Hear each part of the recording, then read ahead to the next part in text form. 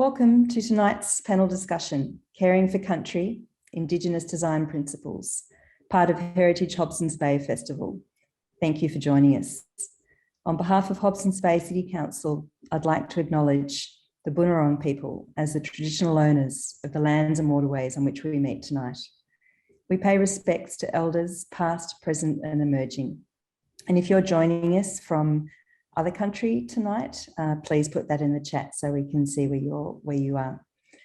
My name is Heather van Heerwaarden and I will host the panel discussion tonight together with my colleague Stella Kinsella from Heritage Hobsons Bay, part of the Australian National Heritage Festival, who will assist with moderating your questions after the presentation. So what are Indigenous design principles and how will they be used in the design of the proposed Hobsons Bay Wetlands Centre? Heritage Hobsons Bay is excited to present an online panel discussion which explores Indigenous cultural heritage landscapes, featuring first Dr. Marilyn Olliff, Chair of the Hobsons Bay Wetlands Centre, acclaimed Indigenous architect Jefa Greenaway, Wailwan Kamilaroi man, and landscape architect Nick Griffin. But first, it is my great pleasure to introduce to you Dr. Marilyn Olliff, Chair of the Hobsons Bay Wetlands Centre. The Wetlands Centre was Marilyn's vision, so it is wonderful that we have her here tonight to tell us about it. Thank you, Marilyn.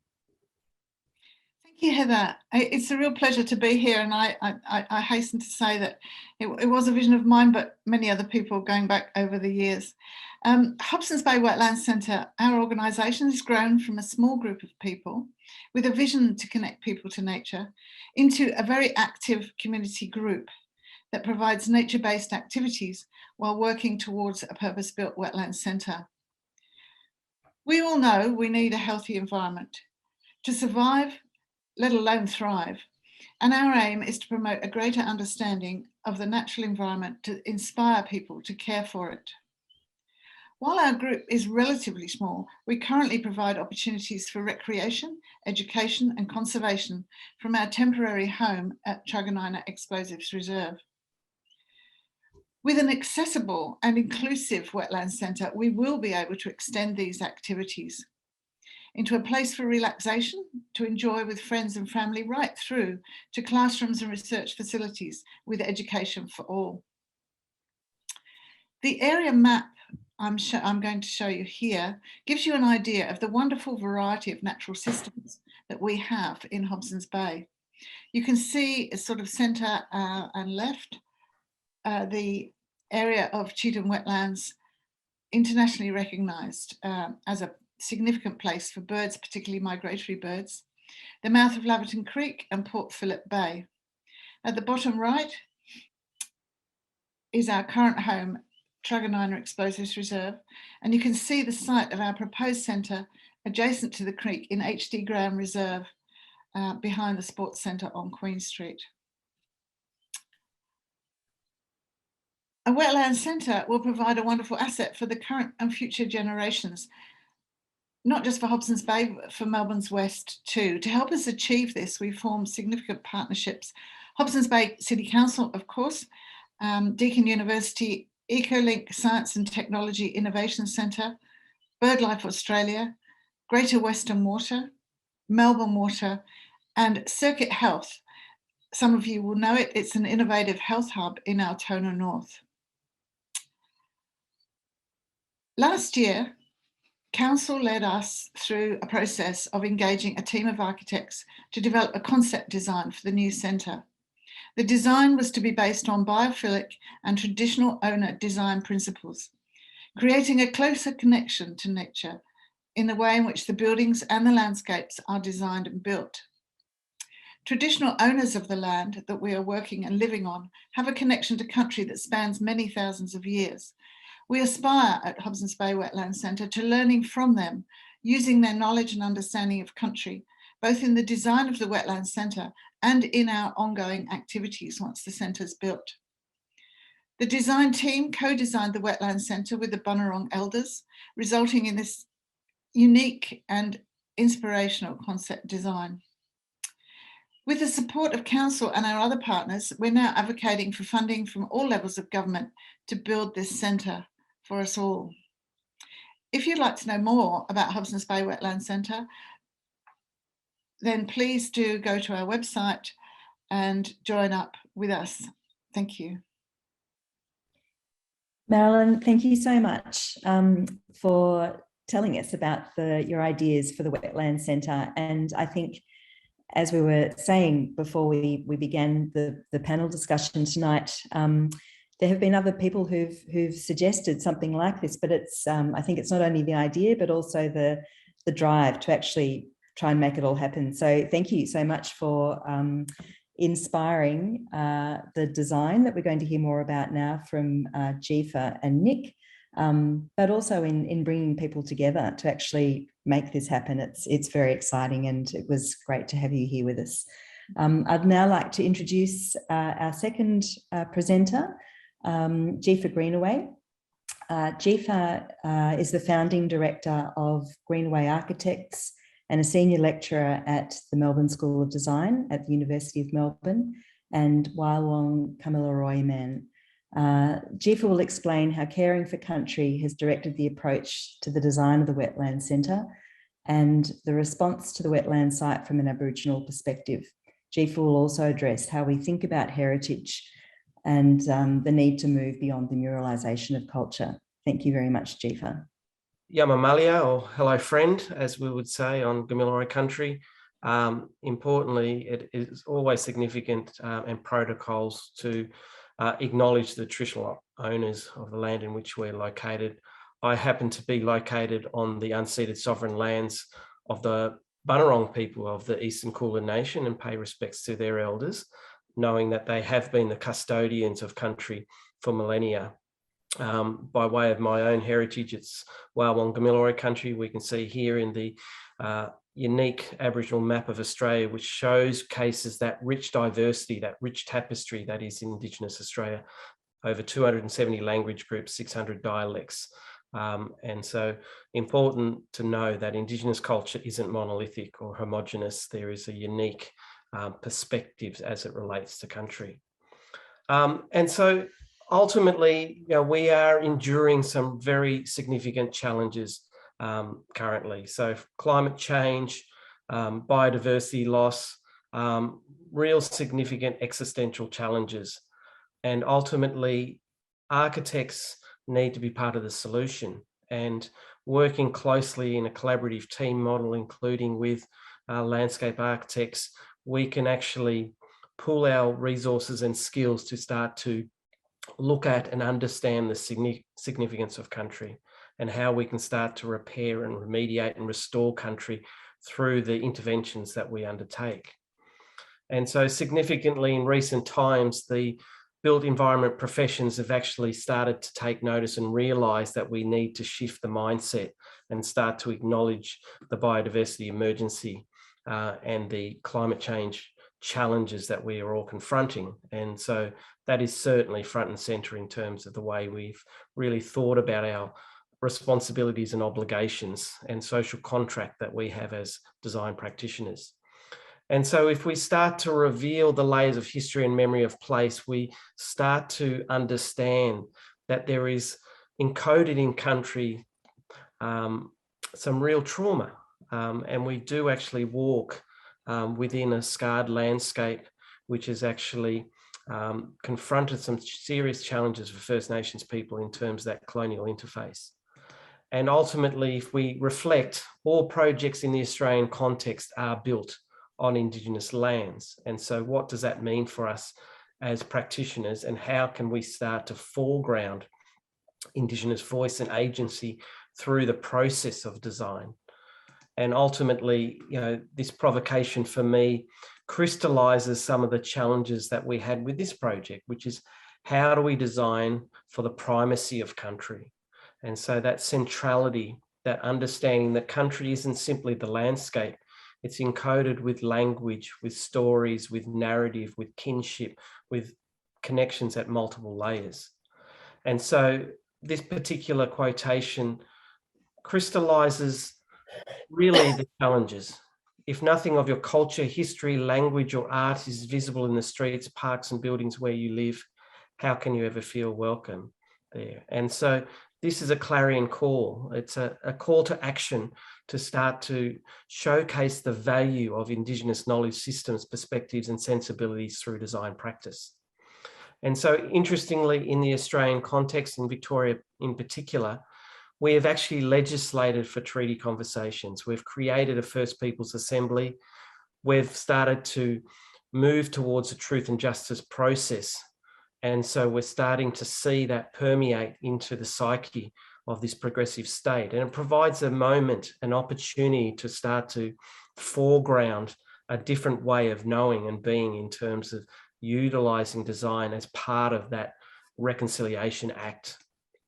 And so, as Dylan Comber-Merry puts it quite well, we are always on country. And interestingly enough, last year, NAIDOC Week's theme was Heal Country. And so the project here is actually really about healing country. It's about understanding that we need to engage with the landscape and need to engage in such a way that we recognise the value of country. And ultimately, we need to shift the mindset from that eco-driven hierarchical structure to understand that we work within a broader ecological system, and we are just one part of that puzzle. And that importantly, what we need to do is seek balance. And balance is certainly the way in which we've orchestrated some of the key design moves with this particular project. And so that moves me onto the second provocation, which is how do we co-design with traditional owners, elders and knowledge keepers? And it's important, the word there is co-design. So it's understanding that we are not simply cultural advisors in the journey of realising a built form outcome. We are co-designers, we are holding the pen, and we are valuing the contribution of traditional knowledge as part of that journey through design practice.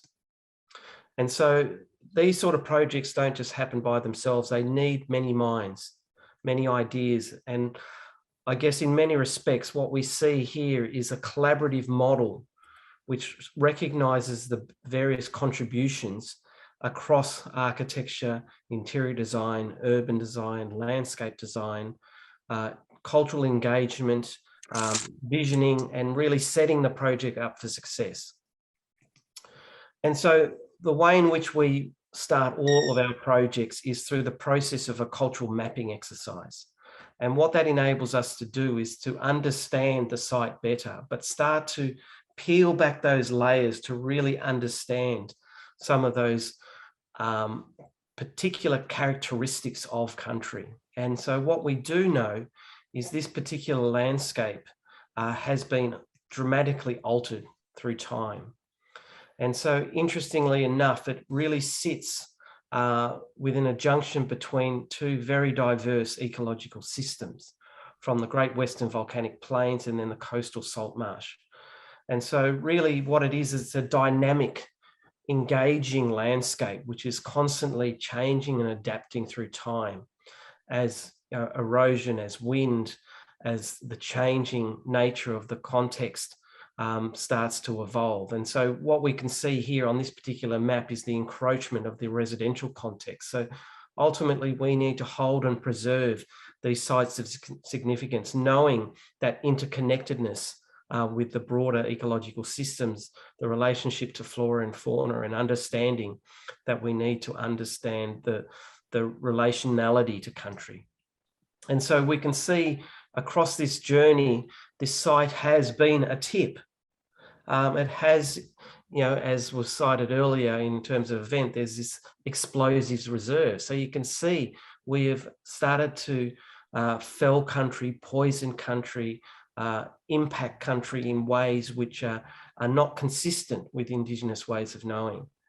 And so ultimately we need to start to use the skills of design to start to repair that landscape, that degraded landscape, and start to improve it. And so there's been vast amount of work. And then this is not something that's done singularly. It's a community endeavour. There's an intent and an ambition over time which has changed this landscape and created an opportunity as it relates to this particular project. And so this idea of restoration is certainly really important, and understanding that rich diversity, that rich ecological system of many species coexisting in this particular site. And how do we start to bring back some of those lost particular flora and fauna, and start to create an environment which becomes a destination for these various species, knowing that there are many endangered species, and we're seeing, particularly in the news in recent times, how we're starting to lose, and many of our species are becoming extinct. So these become really the lungs of the environment in which we seek to coexist with. And so the process that we step through, particularly with this project, is to start with deep listening. And it understands that we need to park our ego at the door, because ultimately when we're engaging with Indigenous knowledge, traditional custodians and knowledge keepers are the custodians of that knowledge, and it requires sharing and generosity and reciprocity. And so the country-centered approach is really important. And the idea of reciprocity is really knowing that it should be bi-directional. We should give back. We should look at opportunities which strengthens relationships and provides meaningful benefit to community. And so what we also seek to do always is to step through a sense of what the opportunity provides. And it provides these moments where we can start to embed knowledge exchange. We start to create a learning landscape. We think about pedagogy, and we start to normalize that as part of the experience in and around the project. And then we started to think about how we move through the site and how we provide those moments of pause and contemplation and reflection, and using that journey line through the site as a trail, as a new storyline or song line. And then we start to think about the materiality and the colours and the textures and the tactility that can be imbued as part of the architectural solution. And then what we importantly did as part of this project is we benchmarked it against the International Indigenous Design Charter, a best practice document through the International Council of Design, as a way of pressure testing culturally responsive design practice.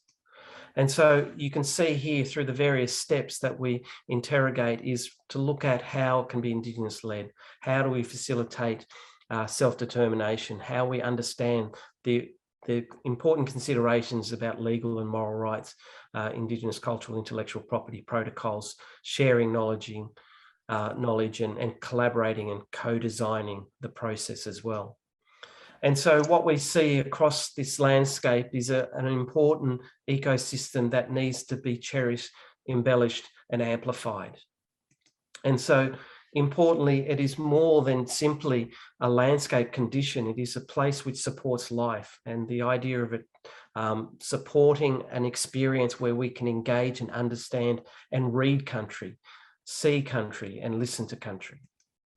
And so we see across this vast island nation that there are many places where Indigenous people have interfaced, and we have groomed the landscape for millennia. And so here we see the Budge Beam cultural landscape. And to me, this is significant in that it links the tributaries, the water systems across the state linked to these sites as well. And here we see the harvested lava stone from a volcanic eruption to create a sophisticated aquaculture system that predates the pyramids.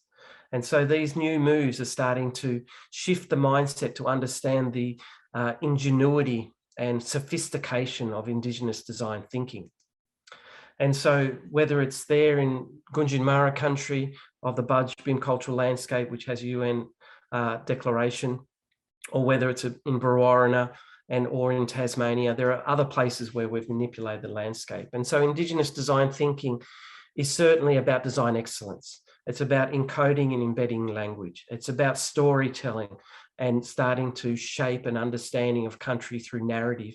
And it's really positioning a bicultural experience of acknowledging our shared humanity and cultures. And so the project is vast in its ambition, and it seeks to really raise the bar and to move beyond a sort of compliance-driven model to really envelop and embed a sophisticated integrated response to this regenerated landscape and ephemeral wetland system through biophilic design principles. And so ultimately, you can see here how we've really started to think about the site and arrange it through this mechanism of starting to focus on country.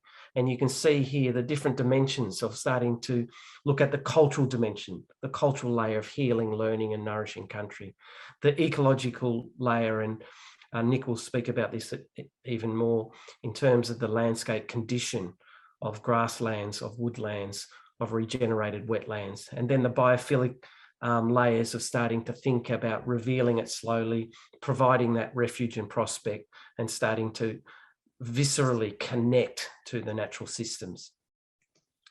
And so it's inspired by its site, and we start to use those elements to start to inform the design. And so through this, celebration of design and a collaboration of many minds, we start to formulate a new way of thinking about the site, where we start to really connect and amplify the experience for users. And so you can see here, as we start to move through the site, we manipulate the landforms to start to really celebrate and connect through this sort of journey line to the built form, and understand that the movement patterns and the way in which we start to create little moments and experiences through this episodic journey line. And then we start to understand the current conditions and how we start to strengthen that through the landscape moves. And so you can see it is a very integrated, holistic way of thinking about site, of country, and the proximities and relationships to this important site. And so you can see here how we start to reveal this mystery as we sort of layer our way through and move through country from that sort of pause point, and we start to circle our way through. We're welcomed, and then we start to create this arrival journey, and it's mounted and starts to slowly reveal itself. And so this is a really important way of designing for country and designing with country. So I'll leave it there. Mariana, go well. Thank you. Jefa, thank you so much for giving us some great insights into what caring for country means at a much deeper level than probably many of us were previously aware. It feels like such important knowledge, and it feels like, well, certainly for me, it feels like I'm only at the beginning of the journey. So it's wonderful to hear from you, and thank you for helping us to understand some Indigenous design principles. If any of you have questions for Jefa, please put them in the chat, and hopefully he can respond to some of those after we've heard from Nick as well. We're now going to hear from Nick, who's a landscape architect who also collaborated on this project, as you've heard. He's the Associate Director of McGregor Coxall. Nick's going to focus on the specific wetland site and its ecologies and some deep narratives of the Hobsons Bay Wetlands site. Thank you very much, Nick. Awesome. Thank you, Heather. Thank you for inviting me here to speak to how Indigenous design principles were used on this exciting project. Just going to share my screen. So hopefully that's showing now for everybody. So we as humans, we have an innate desire to connect with natural systems, processes, and rhythms. We are part of nature and natural systems. We're not separate to it. As a society, we've lost a lot of respect for nature. And what the Hobsons Bay Wetlands Centre project presents is a fantastic opportunity to grow respect and cultural knowledge systems across the community. On this project, the first question we asked ourselves was, what is nature in the context of this project? What are we attempting to connect people with? To determine this, we sought to gain an understanding of what was, what has happened, and what is here now. So prior to colonisation, the project site was part of a larger coastal salt marsh system just west of a patch of coastal alkaline scrub, with both ecological areas surrounded by grassland. The distribution of these past ecologies illustrates hydrological, geological, and climatic conditions of the site. The coastal salt marsh occurs on and immediately above the marine and estuarine tidal flats. The salt marsh, which consisted of a range of life forms fed by a larger wetland system to the north, flowing to the south. And the coastal alkaline scrub draws our attention to the largely stable sand dunes and swales that once were dominated by the Melaleuca just east of the site. And the surrounding grassland occupies the fertile basalt soils, which were characterised as largely treeless vegetation, for the most part less than 1 metre tall.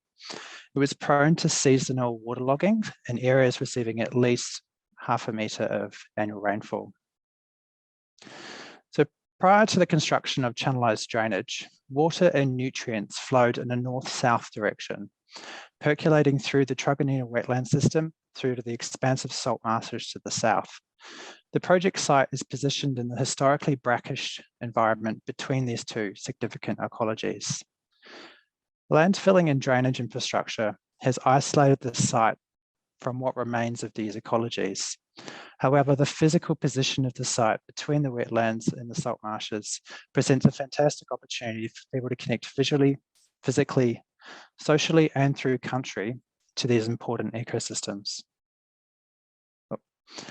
Today, water exists within a few distinct ecologies, each serve a significant role in the biodiversity of the present-day landscape. A key part of the Wetlands Visitor Centre experience will be to create ways of viewing, understanding, and accessing these zones to help disseminate visitors' local knowledge of country. The site is also located at the convergence of the Hobsons Bay Coastal Trail and the pedestrian path alongside Liverton Creek. These paths are well used by cyclists, walkers, and the local community, and connect several suburbs to the site. The overarching landscape framework for the Hobsons Bay Wetlands Centre is centred on 3 key approaches, as Jefa mentioned before: healing country, learning country, and nourishing country. So when we say healing, we mean truth-telling and connecting and orienting people within country, or within and to country. Learning is about the exchange of cultural knowledge, understanding the seasons, and being able to read country. And nourishing is what speaks to regenerative architectural and ecological practices and fostering community connections and pride. These approaches set not only the design direction for the landscape, architecture, and project more broadly, but they provide a framework for future decision-making as the Wetlands Centre site design develops and evolves with traditional owners. The ambition for the design is to create a meaningful and pedagogical landscape experience that is embedded in traditional owner values, cultural knowledge systems, and ultimately country. The site plan for the Wetlands Centre seeks to incorporate the landscape framework as well as the functional and biophilic design requirements of the design brief to create a space that balances the needs of the community, stakeholders, and traditional owners, while significantly contributing to the environmental values of Hobsons Bay. The plan has been shaped by the principal design layers of habitat and conservation, circulation and landscape experience, and landform and materials. So while the site should enable people to engage closely with ecologies, it must also ensure that it's a safe and attractive space for birds and other wildlife that frequent the area. Given the ecological ambition of the project, the approach to the site plan has been to arrange built form, landform, and planting to provide a visual and acoustic buffer between the ephemeral wetland habitat and the urban conditions to the north, which we've got the Altona Sports Centre to the north, and to the west we've got playing fields, which generate light and noise spill. The design proposes an arrangement of grass landforms and architectural clusters with buffer planting to the west and north to mitigate impacts of urban activity on the habitats created through this project. The vegetation approach draws upon historic ecologies. Around the constructed mounds, there's indigenous grassland species and a direct reference to the plains grassland that once surrounded the area. The scrub buffer to the north and the western edges of the building will be composed of a vegetation from the ecological vegetation class of the coastal alkaline scrub, which historically existed just northeast of the site. and to the southeast are the proposed ephemeral wetlands. Ongoing development of the ephemeral wetlands will take into consideration the existing and future conditions of the site to inform the base list of species. This species list will then be informed by further research, including geotechnical and hydrological studies in collaboration with traditional owners and specialist consultants, including council's conservation and environment teams. The landscape design carefully orchestrates the visitor's sensory experience, allowing people to be truly present in and care for country. The key entries into the site is from a new car park up here in the northwest. There's a car park to the south off the screen and the Laverton Creek path. While the formal paths move people through and around the site, exploratory trails made up of stepping stones and goat tracks between vegetation invites visitors to explore the site in new and different ways. A series of pause points provide a range of spaces where people can reflect, exchange knowledge, and engage in specific activities or learnings. They provide significant opportunity for cultural expression and interpretation to be meaningfully integrated. Now, the site currently contains a large amount of fill and rubble, which the project has committed to using in novel and innovative ways. This reuse of material is not just a sustainable practice approach, but adds a rich layer to the narrative of the site regarding how the project approaches the notion of healing country. The northern and western mounds will be formed from site fill and rubble, with their form inspired by and speaking to the volcanic forms of the basalt plain, while aiding in the screening of more intense recreational facilities to the north and the west. This render illustrates the distributed built form elements of the project, providing the protective buffer around the wetland, which is reinforced by the landform and an arrival sequence that transitions people from an urban environment into a more natural environment. The zone carefully manages views, noise, and light to heighten awareness and one's ability to connect with nature. The sensory experience will be the primary visitor entry into the Hobsons Bay Wetlands Centre, providing a threshold as one moves from the car park and more urban western side of the site into the more unique tranquility of the site. A granitic path meanders between a grass mounded landscape formed by reclaimed fill, offering discovery and delight, inviting visitors to journey further into the site. A major meeting and gathering space is situated about halfway between the car park and the visitor centre building. This is the Woman Juka, or Welcome to Country space, that can be used for more formal ceremonies and events to officially welcome people to the land of the traditional custodians who give thanks for allowing meetings or events to take place on that land. Even when not in use for more formal events, the space invites calm and respect when passing through at any given time. It provides a symbolic offering of permission to visitors to be on country and to go forth with the values of caring for country. While the three principles of healing, learning, and nourishing country are applied throughout the project, the central arc focuses specifically on learning country, by creating spaces for the sharing, teaching, and exchange of cultural practices as they relate to men's and women's business, and also opportunities for modern day cultural practices to occur. This sensory landscape zone between building clusters can be thought of a connective tissue between the building elements and directly connects visitors through nature play, seasonal interpretation, gathering spaces, planting, and boardwalks. Incidental and more formalized nature play elements occur throughout the sensory landscape zone, allowing children to interact with natural environments and to learn with all of their senses. Occupying a significant portion of the site is the proposed expanse of ephemeral wetlands, providing tranquility for visitors and critical habitat. The wetlands speak to the natural water systems and rhythms that historically occurred within the site and its surrounds, connecting the site to the wider hydrology experience and story that includes the Truganina Swamp to the north and the Cheetham Wetlands, Skeleton Creek, and the Bay to the south. While areas of the wetlands invite people to engage in an intimate and tactile level, other areas are retained for passive visual engagement only and the protection of ecologies and their fauna.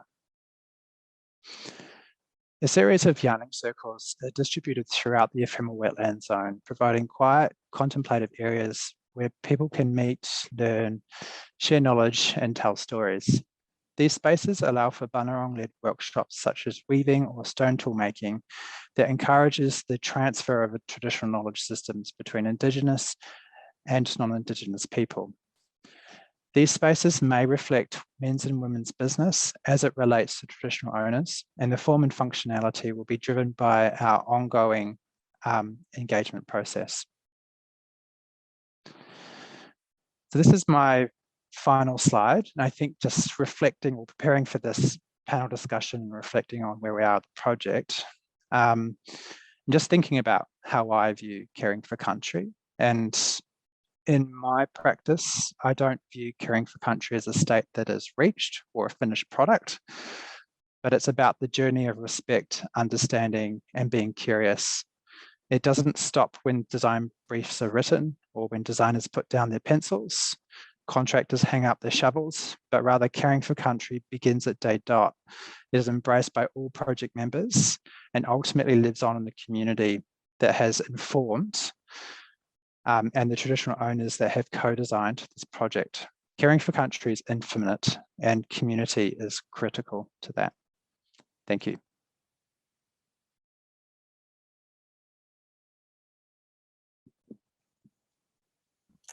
Nick, thank you very much for showing us your beautiful design work. It's fascinating having heard from Jefa, knowing that you collaborated with him and seeing the way you responded and learned and then found ways to actually implement those ideas. And it's really exciting to hear about. And I want this wetland centre to happen. It's so exciting. And I know from speaking to you that that you enjoyed working on this project very much. It was clearly a great process. We're now going to open up for questions. And I did see a question in the chat previously that was addressed to Jefa. My colleague Stella is going to moderate the questions. Stella, would you like to pose that question to Jefa, if you can find it? I would, Heather. I am actually wondering which one you mean at the moment. I know there was a lot of great feedback. There's a question from Erin Finnegan. Yes, I thought that's what you meant, that she wanted to hear more about. I'll just turn my camera on so I'm not like a voice in the distance. Yeah, so Erin wants to know, Jefa, how she could hear more about engagement and the consultation process. And I think just to cap on that as well, you mentioned something in the preparation for this session about moving beyond, and Heather commented on it at the beginning, moving beyond the muralisation of Indigenous conceptual design. And that was something that really struck a note with me, but not because I understood it, but because I didn't understand it. So I wonder if you could talk a little bit more to that. Yeah, certainly. So the idea about shifting the mindset away from the muralisation of culture is to say that Indigenous culture is quite sophisticated. And if we think of it solely through the lens of decoration or creating some form of exotic plumage through the architectural language, then we're kind of missing the point. And ultimately what we seek to do is embed depth. And ultimately it becomes part of the DNA of the design thinking, rather than an afterthought or sort of surface treatment that cloaks a building. It actually is infused in everything that we do as part of the design. And in support of that, we developed in close collaboration with our terrific colleagues at Green Shoot Consulting, a very sophisticated engagement strategy to ensure that Indigenous voice and agency from the Bunurong people of the Eastern Kulin Nation were not only heard, but we actually took their valuable insights in terms of an extended conversation and then ensured that was infused within the design solution. And so what that then means is it becomes part of the way in which we socialize the whole of the project across the whole team. And what it enables us to do is sort of galvanize the collective minds towards a singular ambition and aim for the project, consistent with Indigenous contribution through the entire process. And so what we then typically will do is we'll theme the feedback, and then we'll be able to demonstrate how it has actually been implemented through design action. And so then what you can see is the capacity to really enrich the experience, and the journey is equally as important as the outcome. And so ultimately the design will become what it will become, but it has that cultural authenticity embedded because we've actually obtained the requisite cultural imprimatur to proceed, and we're adhering to cultural protocol, and we're starting to share knowledge and really gain an understanding of the oral history, of the connections, of the stories, of the narratives that seek to be told. And then that becomes part of design inspiration.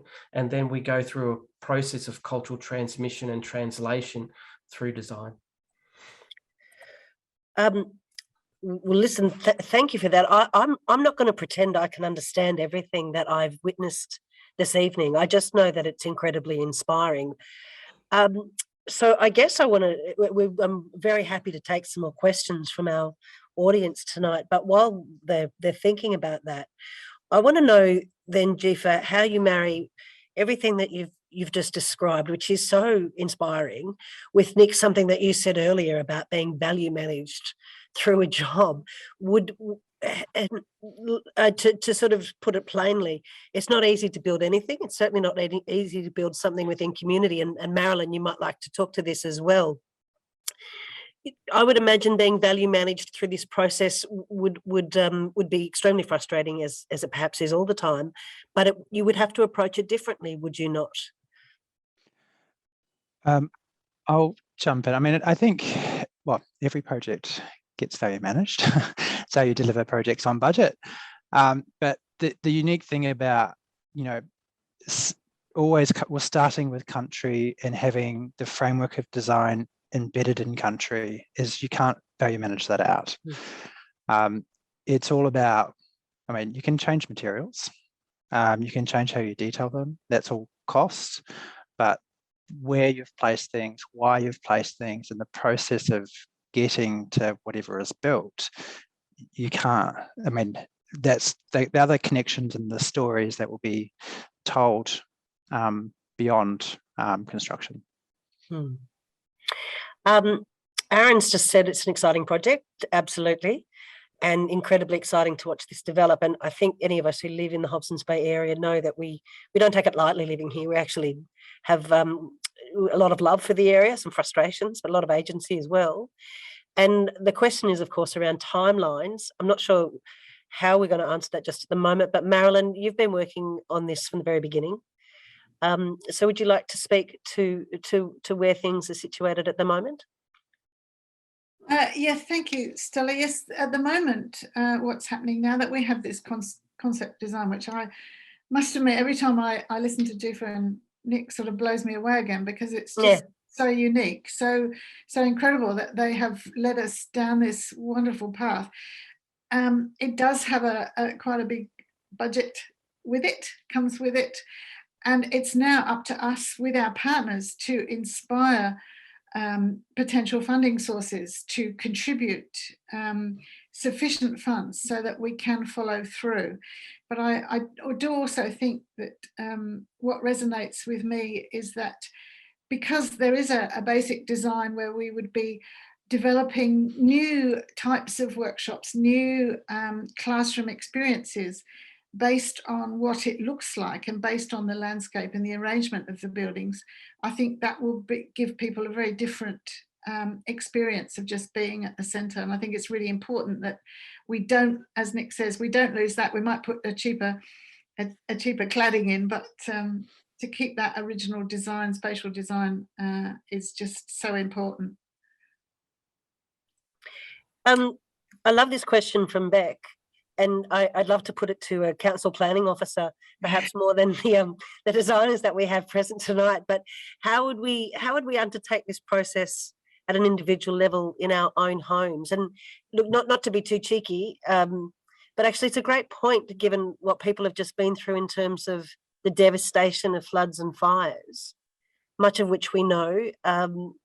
The homes that were built, the designs around floodplains and in bushfire-prone areas was a disaster waiting to happen, I guess, is a fair comment. Could anyone speak to that? Nick or Jefa, would you be prepared to take that on? How do we incorporate these designs into our own individual castles? Yeah, well, it's actually more about a philosophy of our responsibility and social contract that we have as design practitioners, because ultimately the way in which we practice can actually be part of the solution rather than the problem. And ultimately this can have a resonance at that sort of individual scale of a single dwelling or our homes or more modest propositions. But ultimately it's informed by an ability to understand the country in which our project is located in the first instance. So knowing whose country it is always a good start.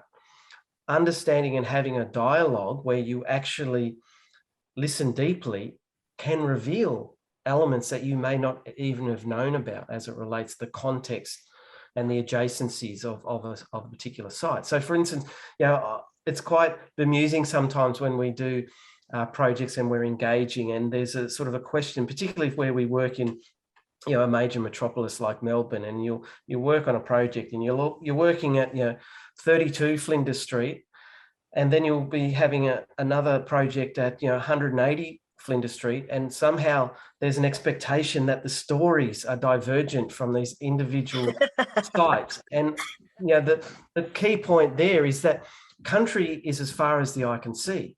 So that the lands of the Kulin Nation are vast. The lands of the Bunurong people are vast. So the ability to understand that in the context of this wetland centre means that we can start to interrogate the opportunity by starting to reveal an understanding of that place. And so then when we start to layer up that connection, we start to move beyond the sort of simplistic site analysis where we're saying, oh, well, the wind's from over here and the sun rises on this direction and there's a great view over there. We start to look at it at that multi-layered way, and we start to engage in the sensory relationship, and we start to understand the ecological systems that we may seek to enhance. We start to think of our footprint. We start to think about embodied energy. We start to think about sustainable design practice. We start to think about water sensitive urban design practices. So it just becomes a normative practice as opposed to an indulgence or an afterthought that needs to be grafted on. It just becomes integral as part of design. And I'm sure Nick can certainly expand on the importance that we don't stop the design work at the threshold of the building. Where it sits in the landscape context is an imperative. Absolutely. And I think thinking of, like, I remember when I first came to Australia, I thought, okay, the concept of countries is new to me, and I thought that you go onto country. What I've come to realize is that you are always within a country. It's not the landscape that you're on, it's not the ground, but it's the system that you're in, the place that you're in. So I think understanding systems and interconnections between systems will help. And I think thinking about your own impact within the system of what you live, and how you feel about that impact, reducing it, making it a better place, I think is a way to start caring for country in your own home. Yeah, and traditional owners often say, we are country. So you can see it's inextricably linked to self and that relationality. And so you can see how it is that interconnectedness of the systems. And so to me, when I talk about Indigenous knowledge, I always say Indigenous knowledge systems, because it demonstrates the importance of that holistic, interconnectedness and relationships that exist. I think I don't think we have any more questions, but I think that we've had lots of feedback to say that people have really enjoyed the presentations. Were there any more questions? No, there weren't. But I guess I wouldn't mind, though, Heather, just taking it back to Marilyn again, because I'm sure there have been other people involved, Marilyn, but you're our key spokesperson for the evening in terms of where this began. And we won't do a potted history because it's probably not correct for this point of the evening, but I'd like to know how you're feeling about the project just at the moment, given that you have been fostering this for the years that you have before we got to see these incredible designs and started to get a sense of where we're actually headed. Well, I think the first thing is that every day I look at this, I learn something new. And it is challenging to change the way that we traditionally give experiences for people in nature. And looking at this new design is just inspirational for me. It's been a long time, and it's certainly, I would not claim, it's not my idea, you know. I think many of us, particularly environmentalists, have always known that to get people to care for the environment, we really have to get them to come into it, to understand it, and to be comfortable with it. And that rationale is what drove a few of us back in the day to think, well, how are we going to do this? Because it's pretty much a challenge to take people, especially out of their busy, lives with families and work and the difficulties that they may have, to just come into nature and look at it and to realise that they're actually part of it and they're totally dependent on it in the long run, if I can put it that way. So some of us have sort of come up with that thinking from a very early age, and we've brought it together. And so, but to have arrived here, looking at this, what I do have to say is a fairly substantial budget building. It's something that I could never have imagined myself. I'm pretty simplistic in, going for a walk in nature. It is an inspirational building. I very much want to be able, and I want you all to help me gain the funds to build it. And one of the things that we are going to have to do in the organisation is to learn how to make the most of what we will have there, to put on really inspirational events and activities to engage people with nature so that they will start to care for it. Because at the moment, in busy lives, people don't care so much for the environment. They don't realise the impacts that they're having. And while that's disappointing, it's understandable. And if I could just say, one of the great things about COVID, which if there is anything to say about it, is that where I live, I'm very fortunate in living not too far from Hobsons Bay foreshore. We saw more and more people outside exercising and learning about our foreshore, and in the Facebook pages and the social media pages that I ever look at, which are mostly, I have to say, very sort of passive, environmentally focused ones, people were taking photographs of our nature and putting it up and saying, oh, wow, I didn't know that was there. And so COVID has forced people outside in small groups, and they've taken the time to appreciate nature. My fear now is that, as Nick was saying earlier, now everybody's back in the office and back in the city, they're going to forget what they learned. And I'm hoping that we can, in the next few years, get an inspirational place where people can come along and rejuvenate their view of nature and spend time in it. Well, Marilyn, I think that's a wonderful note to finish on. And on behalf of all of our audience, I'd really like to thank the three panelists. Thank you to you, Marilyn, for your vision, which is of the Wetlands Centre, which is truly inspiring. Thank you, Jefa, for just providing us with such great insights into caring for country and Indigenous design principles. And thank you, Nick, for showing us just how you've applied those principles into the landscape architecture of the Wetlands Centre. If you've not had a chance, if you think about other things that you'd like to know about the Wetlands Centre after the session tonight, please do contact Marilyn at the Wetlands Centre. She's open to communication, and the Wetlands Centre Open Day is really only a bit over a week away. So it's a very timely opportunity to follow up if you're excited about it. And it really is, if you live in the area and you've not had a chance already, it's wonderful to go and discover that site and that area. So on behalf of all of us, I'd like to thank the panelists and thank you for joining us tonight. Good night. Thank you, Heather. Thank you. Thank you. Thank you so much.